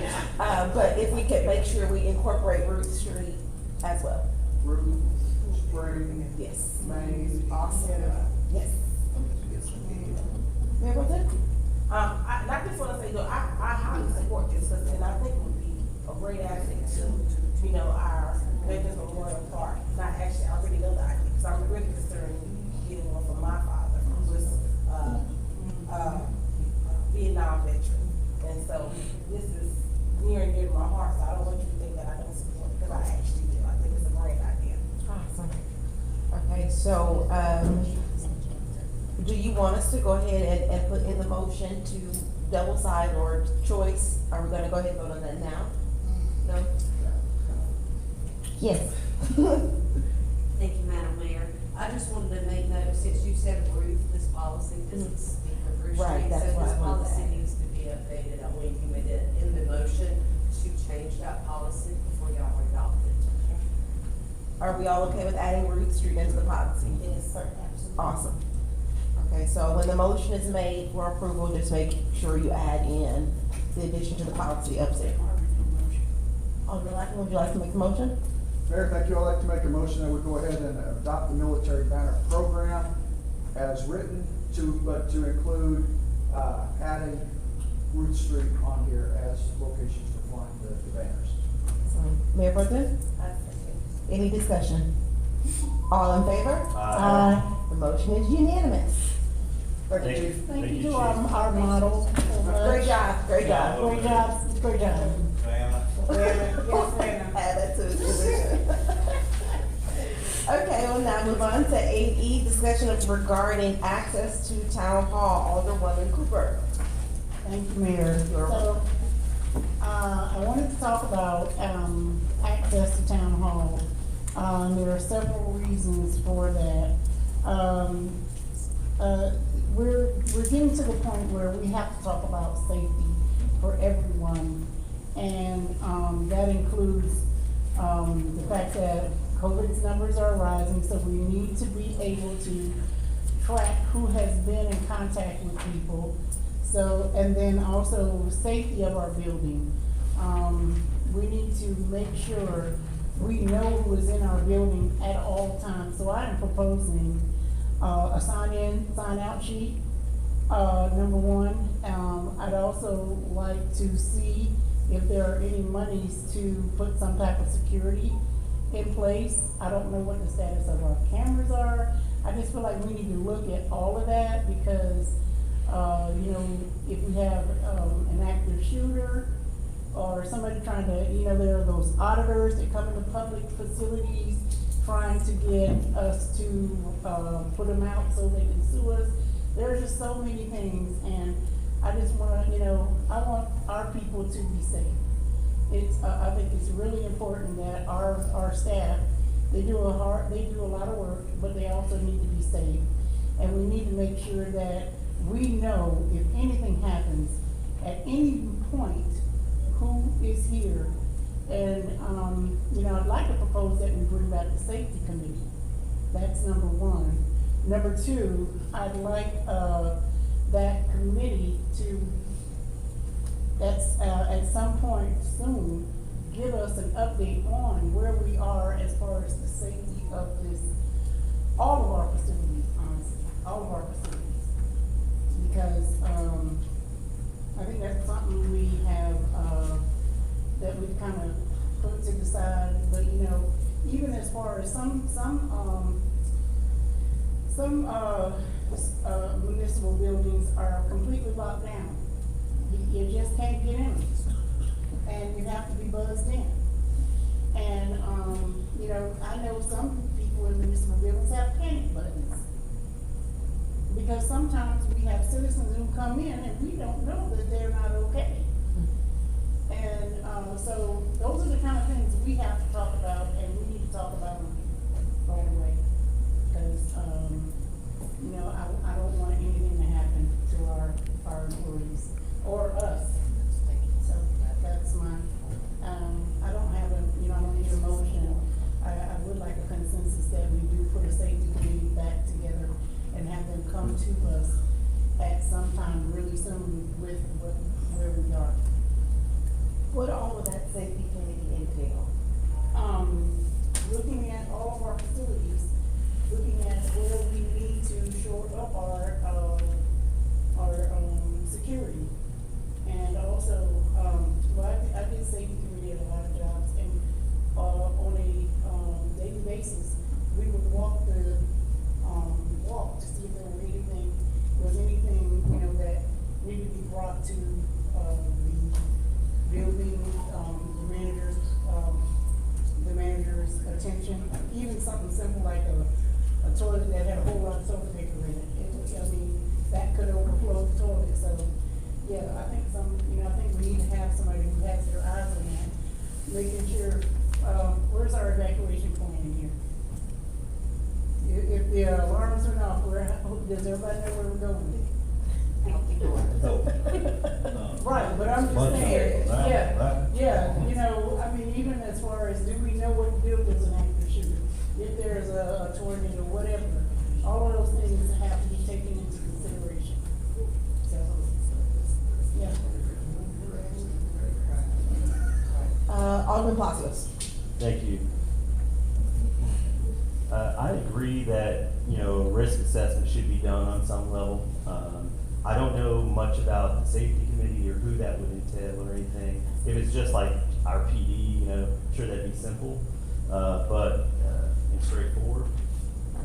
And then, the sign-in sheet, if that's, I'm not sure how other towns do it. I know you had mentioned that some towns put them in. I don't know, because this is a public building, you know, what we could limit access to. I'm sure you can limit access to anything, you can slap restricted on there, and that's really all you have to do, and lock the door, which I know a lot of our staff already does, but we don't have, you know, any kind of risk assessment to know, hey, this is the protocol, and is this actually being done? So I think that's easy enough to do, but I don't have a problem with, if somebody from the public comes in and walks out of our meeting, do they have access to everything out here? You know, so I personally don't know those answers, but you bring in an important point. Yeah, it's worth looking into, especially with the fact that we've had 2 500-year natural disaster type of incidents here, so if we could. And hackers, absolutely. So, yeah, definitely. Mayor Pro Tem and then Mr. Manager.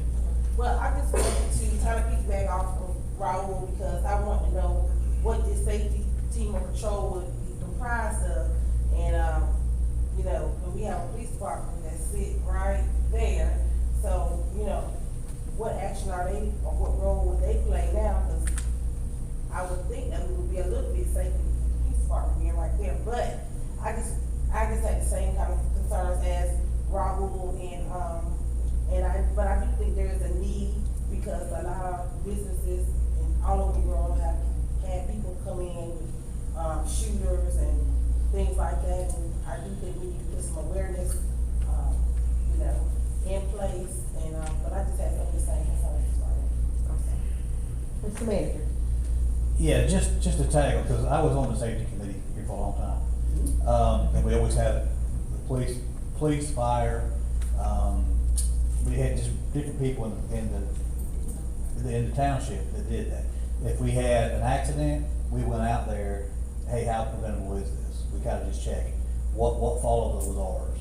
That's some of the things we did. If Tim and them went in a hole, down there, we knew it was more than 3 feet, we would show up and say, you gotta put a ladder in there. It's just things like that is what we would do. We still do a lot of that stuff.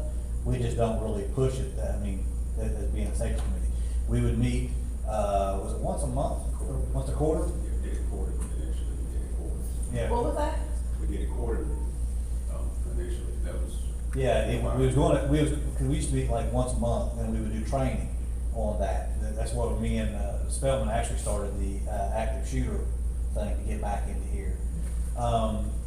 So it's a really easy thing. We've got it. I've got, books down there on it to run.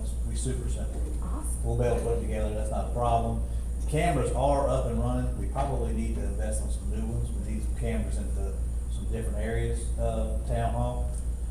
But these are up in here running, and actually Bernard started the sign-up sheet today, so if someone comes in, we actually do track that. Police has one, fire has one, and Bernard has one. Somebody comes in, you're actually not a town employee, you sign in just so we know who's here. So we've already started. Can we get them little visitors badges, or? We can, I think it's gonna be hard to do that way, because so many people are going in and out, paying their water bill and stuff, we'll end up losing those things. We can try it, but I think as long as they're doing it, yeah, as long as they're letting them know they're doing it. Yeah, the little sticky ones, they can just grab one and Yeah, and we'll figure out what to do with that. Oh, even if it says, they sign in and it just says visitor, that works too. Yeah. But I mean, it's just little things like that, cause, we're trying to make things a lot safer. I mean, you still can't get to this side without, Bernard buzzing you in or knowing the code. Code's been changed like 3 times now. I'm pretty, stickler on changing that thing. So if somebody leaves or whatever, we change the code again. So we're trying, but we can always step up a little more. Absolutely, and it actually touched a safety incident actually touched close to home, not here in Spring Lake. but our clerk is away at clerk school, and they actually had an active shooter on site today. They had to go on lockdown. Thankfully, everyone is okay, but again, these things happen, and they happen in government facilities as well. So taking those extra measures of precaution are absolutely necessary. So if we can make a consensus to go ahead and allow staff to start working on that safety committee and protecting us a bit more. Are we okay with that? Yeah, I'm for it. Absolutely. So, Ms. Williams? Awesome. Thank you. Okay. We are now on to agenda item 8F. So, this is the discussion of our strategic planning session. So one thing that it happens a lot in corporate America. I can't tell you a whole lot about it happening in municipal governments, but strategic plans are great tools to use to keep you on track, in line, in order, and mission oriented. But oftentimes they're created and then they're set aside and forgotten about, and I don't want that to happen. We invested in this. It's a great plan. It was a very aggressive plan, very aggressive plan. But this was our second strategic planning session. When we met after our first one, we used Mr. Paul Meyer for our second strategic planning session. He walked in and he was blown away at the progress we made from our first strategic planning session. Just about everything that we set forth from the first strategic planning session was met. And so we were ready at our second strategic planning to get a bit more robust and plan for the years ahead. And so I just wanted us to look at it again, see what needs to be done, things that we need to address, and possibly adjust some of these dates because a few of them we've already surpassed. But we're not too far behind. Again, some of those, again, we knew those dates were very aggressive when we set these dates. But if you don't apply pressure, I mean, how do you expect to create a diamond? And so that's what we did. We put a lot of pressure on ourselves to get this stuff done. And so again, I just wanted to make sure we put eyes on it again and readjust, and so we can stay on target. Again, we have hiring of our finance staff. Again, that's not a decision that's up to us. That is once the LGC and our contracted finance staff get us into a position to where we can transfer over training and bring someone else in. And I know Mr. Irwin, if you said it was just a couple of months out, maybe 6 to 8 months out for hiring. Is that what okay, it's for hiring staff. So we can adjust those dates, knowing the time frame and when we can hire some more permanent finance staff. We have done very well with progressing our relationship with the LGC. We since met with Treasurer Falwell. The LGC is working on an updated fiscal accountability agreement, so we should have that soon. We do need to adopt formally our mission statement and vision statement that we set in the strategic planning session. So if you guys want to, we can put it on for next agenda at our regular meeting to go ahead and approve the mission and vision statement.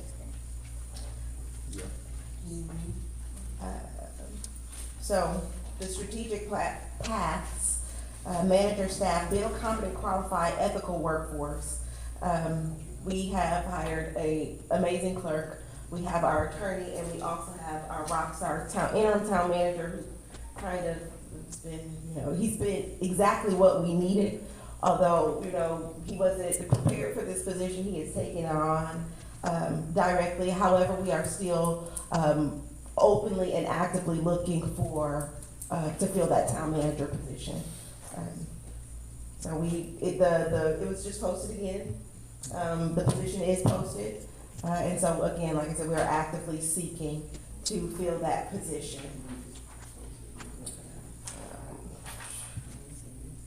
We are in the process of doing our HR updates. We just hired a new contracted through the Council of Government, the Mid-Carolina Council of Government. We have a highly capable, what's her name? Paula. Miss Paula. She just started a few weeks ago, 2 weeks ago, I believe. And so she is digging through all of our policies, and pushing for updates. We have established our special events committee. We've met with our fellow, federal delegation. Our audit committee did our zero-based budgeting, so we are right on target for those things. About the financial system purchase, again, those things with finance, we are relying heavily on the LGC's guidance for that time frame. So we did come up with a pretty aggressive time frame of July 1. However, David's laughing at us. We are still in the process of moving forward, as you heard from our updates. I thought we were moving, we were gonna reach out to the league for the financial system. Sir? Okay. Yeah, that and cybersecurity. Okay. So, 23, 24, the pay study, again, all of these things, or most of these things are in the process, or there's plans for them to happen. And that's not due until September. We were really optimistic in asking the LGC to return control to us by the end of the year. And this was way before we were in the position that we're in now. So we were speaking things into existence. But we are on track by mid-spring timeframe per the update you gave to the commission, which is really, really positive that, because again, back in 21, we were projected 7 years to come out of this.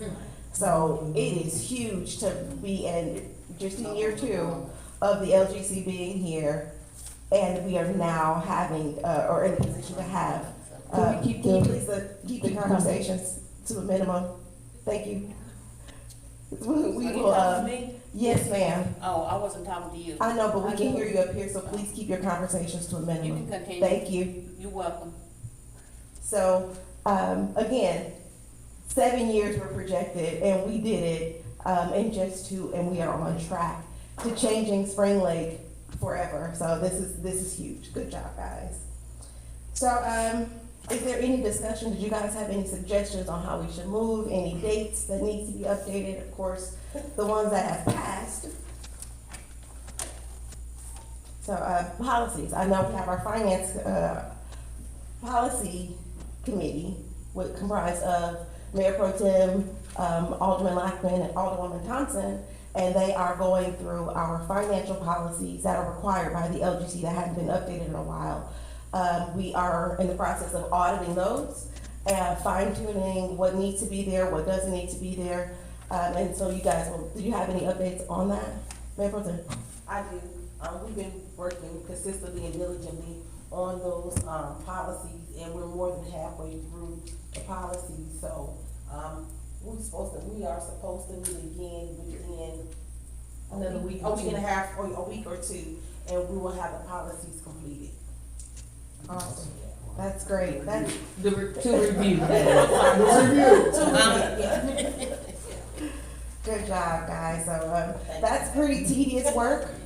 And so the policies, there's a lot of policies, and they're doing a phenomenal job. 41? It's 41 policies. Some of them haven't been updated since 2008, 2007, so. Wow. Well, they'll be updated now. Good job. And again, we knew we had to do a lot of digging to get to the bottom of where the issues were. Because if we don't attack it at the root, then it tends to grow back. And so we want to make sure we're the same way the audit committee went through every single line in that budget. Our policy committee is going through every single line in those policies and making sure that they fit the current vision for the town of Spring Lake and that we're in compliance. So again, I just wanted to make sure that we kept this in front of us so that we are reminded of our goals. That's the best way to get them done. I would even like to see us publicize this so that the community can also, track our progress. We work for you guys, not the other way around. And so we need to be transparent in everything that we do. So I would ask that we have the clerk, when she comes back, to publish this if it is okay with the board. Awesome. Okay, if there's no other discussion on that, I will continue on.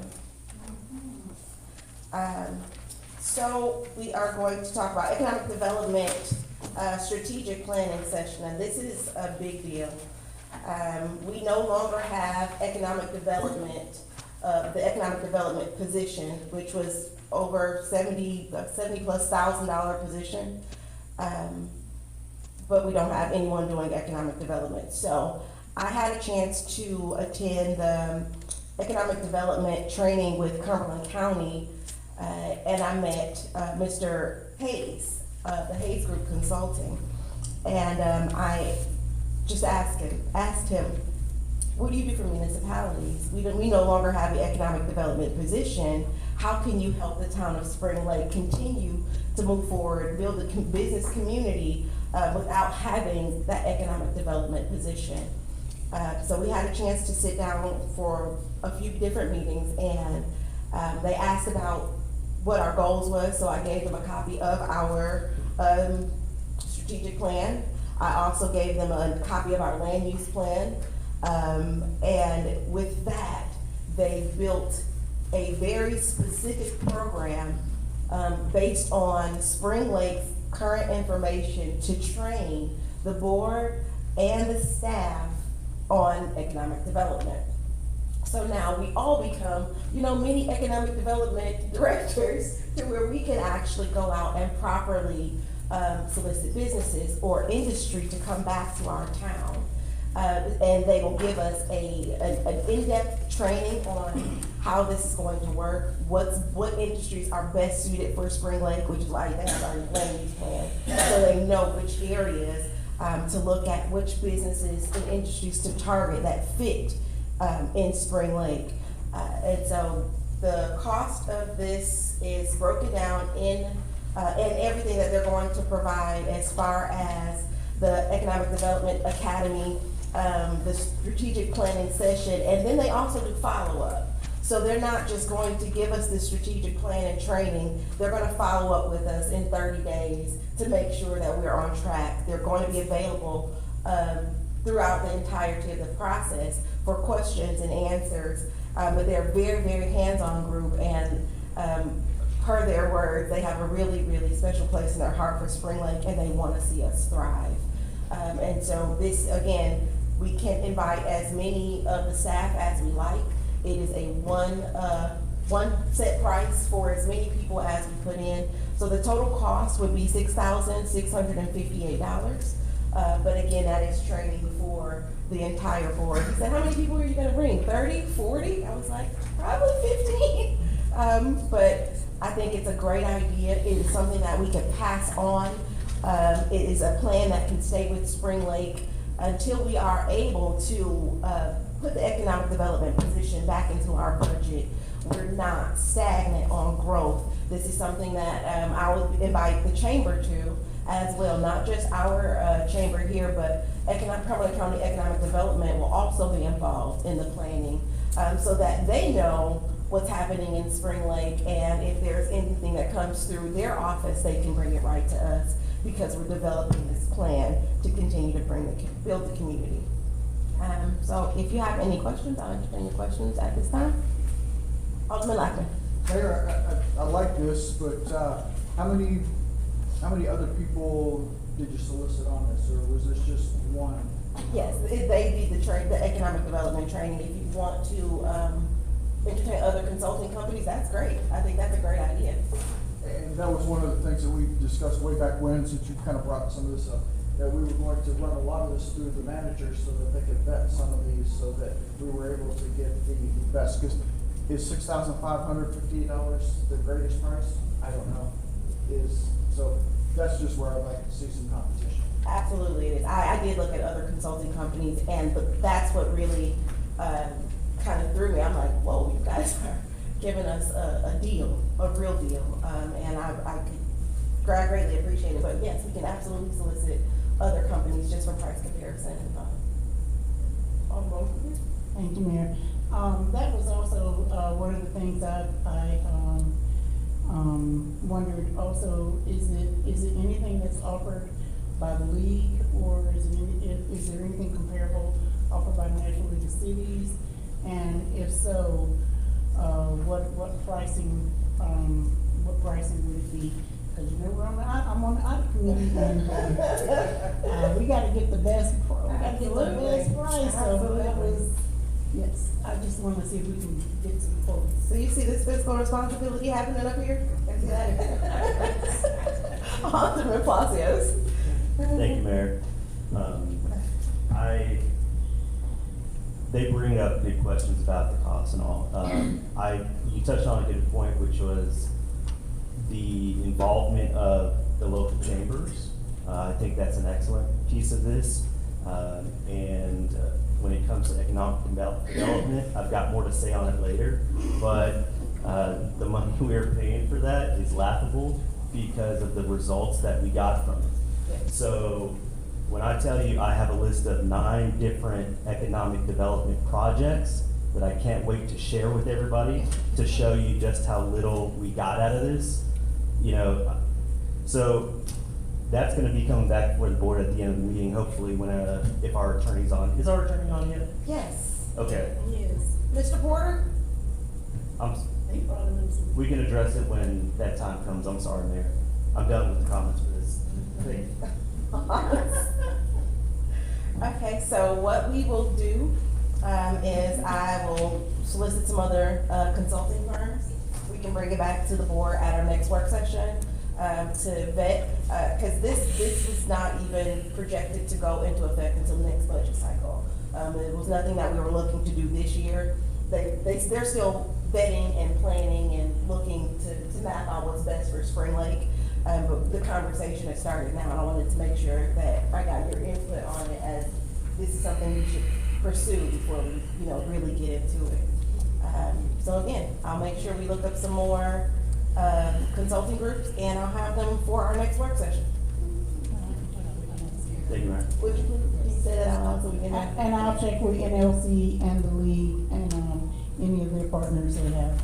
And any other ideas that you guys have about, getting us some economic development movement, please let us know so we can really start helping our businesses and our chamber develop even further. Road trips. Road trips. Oh. I'm talking about in a car. All right, now we'll move on to agenda item 8H. I just wanted to tell you guys a little bit about the ideas for Lillian Black. As you know, in 21, Lillian Black was closed. And it was because the renovations, the cost of the renovations superseded what the county was able to put into Lillian Black. However, Lillian Black is a staple in our community. It is one of our oldest buildings. I believe it's the second oldest building after Mr. Patrick's place. That's one of them. There's one other that's older. Oh, okay. That's the one that's back there. Thank you. Okay. But, so what we want to do is we want to try to preserve this building. I did meet with the school board, and they have since surplus the building. And so I want to get some feedback from the community and from the Board of Aldermen about how we want to pursue this, if we want to pursue this, if it's possible for us to maintain control of this building. If we could, what I would like to see happen is we have it listed on the historical registry. That way we can apply for state funding for renovations and upkeep. But this is something that I want the community to heavily be involved with so that we can, preserve this amazing building that could be just about anything that you can imagine, from a museum to a resource center to an event space, or, whatever the community desires to see go there. But I did want to make it public that this was something that I would like to pursue, if the board is okay with that. Seeing how we can move to get Lillian Black given over to us. Alderman Cooper. Thank you, Mayor. So you say you want to pursue it. Would we ultimately have to purchase the building? That would be up to the county. Okay. So right now, with it being surplus, the building now belongs to the county. The Okay. county will find out how they want to use it, and it will be completely up to the county on if they wanted to pursue, the process of getting it to Spring Lake, be that be a purchase or however they want to do it. They can do a low interest, loan for 100 years or something. It's up to the county, and that's all, it's at their discretion, but right now the county has control of the building. And we would have to wait for them to give us an answer on how they want to use it. Okay, thank you. Okay.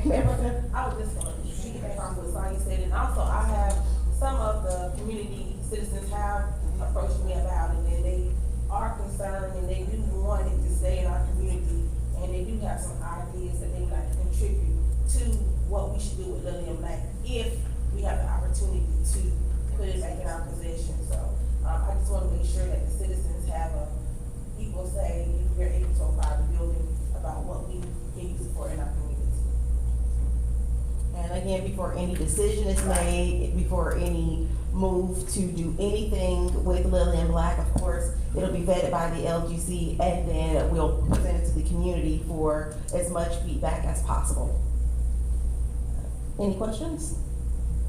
Awesome, that's rock.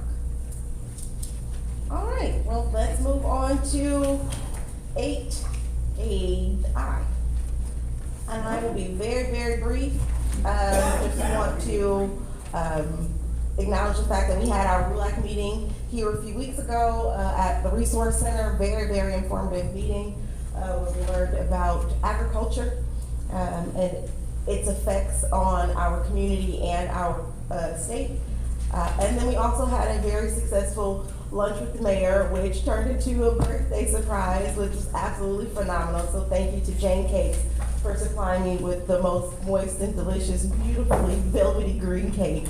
It was absolutely lovely, and I ate it before I could share it with you guys, 'cause it was bomb. I don't even like cake. Oh, sorry. So, make sure, got you. But that's all I have. The next lunch with the mayor will be on the 25th of September, and hopefully we will, I believe it's going to be at, don't quote me, I always mess up the restaurant. I'll make sure it's publicized for you guys to please come out and have lunch with me. So, that's all I have for updates. Mayor Pro Tem? Okay, I just want to say we're almost a month in for our inaugural, 7th annual Pink Diamonds 5K Cancer Walk Community Festival. We still have opportunities for vendors. We're gonna have food, games, giveaways, free mammograms, and the money goes back into the community to help support people that have a cancer diagnosis. So please come out and support this event that's near and dear to my heart. There's still opportunities, like I said, for vendors, and there's also opportunities for people to register as a team. So if you, register as a team with 10 or more people, there's a discounted price. And also, I just want to say that I'm excited about, was it First Friday on May? Yeah. Because, we have a negative connotation in Spring Lake that we're just a drive-by town. And so hopefully, not hopefully, but this will help to negate some of that negative energy that people always say that we're just a drive-by town. That's all. Thank you. A mural, First Friday on May, and, banners. Main Street's gonna be great. Awesome. Alderman Palacios. Thank you, Mayor. And, September 13th is the next appearance committee meeting, and that is at 4 o'clock at the rec center. And school started, so I just wanted to thank our teacher on the board for her services. And all the teachers out there as well. Levi got lucky. His teacher this year is Sheila Smith, who is a member of this community. And she last year won Educator of the Year. This year won Teacher of the Year from Manchester. So special shout out to her. Awesome. Alderwoman Thompson. Oh, I'm sorry. I'm sorry. Okay. Important. We have our fall cleanup on September 16th. Fall cleanup, September 16th, that's 9 a.m. at the rec center. I'd have gotten in trouble if I didn't mention that. Awesome. And again, like he said, today was the first day of school, and thank you to the police and fire for coming out, and the ones from the board that did attend. And I would just like to pick one thing that the mayor said, during these meetings, it's all about respect. If you can keep your sidebar conversations to a minimum. I mean, we're all adults here, and I would just like that, so thank you. Appreciate that. Alderman Lockman? Mayor, thank you.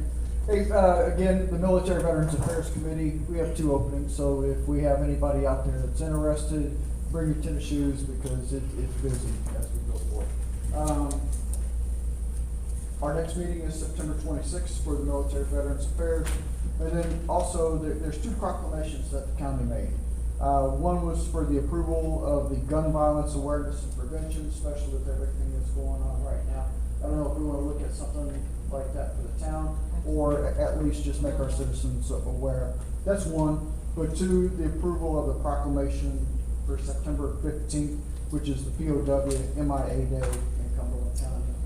We do have our respects right out there in the foyer that we've got here for POW.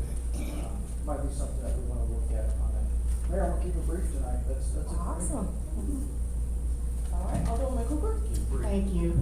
First, had a food distribution at my home church, Bethel Lady Zion on Bass Road. We had that Saturday. They changed their name, so let me make sure I get it right. Feeding Carolina Community, they go all over this part of the state and do food distributions. I believe they did one at your church as well, Ms. Sanford. I tell you, they are efficient.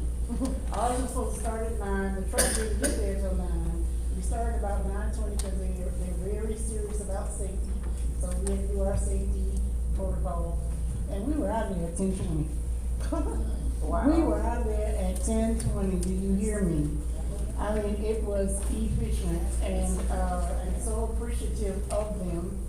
Again, the name of them is Feeding Carolina Community. If you see them on Facebook, tell them what a great job they do for this part of the state. Also, September 14th, I'm a member of the National League of Cities, Small Cities Council. Our last virtual meeting for this year will be September 12th. And I'm excited that T-Mobile is gonna be presenting about their hometown grant, which can be up to $50,000. We have things we can do. They give those out every month. So, I am excited about that meeting. And, I think several of us are going to NCMAC, correct? And that's later next month, but, again, we go to these things not to go and have a party, but to go and bring resources back to the community, and I think you can see that that is happening. And I will say that I have done a lot of travel this year, and much of it was paid for because of some of the positions I hold with different organizations. You can talk to David will tell you, they didn't cut me any checks for a whole lot of that stuff, so, and I didn't ask. But we try to bring as much as we can back to this community because we love this community. Lastly, I have my Honda Lakes, October 28th. It's gonna be great, it's gonna be amazing. I'm just here to tell you, I have so many people who have stepped in and we're adding more churches as we go as well. So I'm excited about that. Anybody who wants to join in on that, let me know if you wanna donate candy. We'll put a box out here at Town Hall. I'd like to see it fill up to overflowing. So, yes. And speaking of training, I do have a scholarship to go to St. Louis for Progressive Governance Academy with Local Progress. Again, this was fully paid for, flight, hotels, everything is paid for through the scholarship. They actually invited me out, so that's kind of a big deal to me. So I just wanted to make sure you guys knew, so I'll be gone from the 7th through the 9th, doing some more training to try and help make this town better. Mr. Manager, did you have anything? Oh, Alderman Lockman. Mayor, I got a remiss here. I was reminded that our Spring Lake cleanup will be September 9th. Typically, it's the first Saturday of the month, but because this is a holiday that is happening, we're pushing it to the second. So the town should look very good between the 9th and the 16th. That at this town, New Sanford should look very well. I've been doing it for 2 years. I've been doing it. Yes. Consistently. Mr. Manager? Thank you, Mr. Manager. No problem. No, I don't. Awesome. Okay, so we did table, the consent items. Michael did let me know that he did not get a chance to review them. He will review them and we'll table them until next meeting. Okay. So I now entertain a motion to go into closed session. Oh. Mayor Pro Tem? Alderman Cooper? Second. Any discussion? All in favor? Aye. Any? Oh, I'm sorry, closed session pursuant to NCGS work, thank you.